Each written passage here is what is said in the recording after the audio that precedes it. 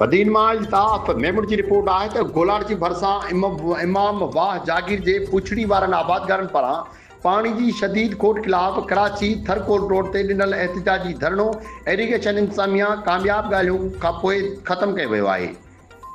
SM ऐं executive engineer irrigation sub division Matali सां आबादगार अॻवान अयाज़ चाढ़ियो मोहम्मद संशाहानी हाजी हुसैन मेमून जी अॻवानी में थियल ॻाल्हियुनि दौरान 9 नुकाती लिखत वारे मुआहिदे ते सयूं कयूं वयूं, जंहिंखां पोइ रोड खे खोले धरणो ख़तमु कयो वियो। मुआहिदे मूजिबि गैर क़ानूनी लॻल पाइप खे ख़तमु कया वेंदा। इमाम वाह ते क़ाइमु वाटर कोर्सनि जा बोगा क़ानूनी माप मूजिबि दुरुस्त कया वेंदा। दारोगो अयूब सिद्दीक आबादगार मारूम अल्लाह शोएब बाजवा ऐं हक नवाज़ निज़ामणी सां लाॻापियल गैर क़ानूनी गुंदियूं हटाए क़ानून मुताबिक़ बहाल कयूं वेंदियूं।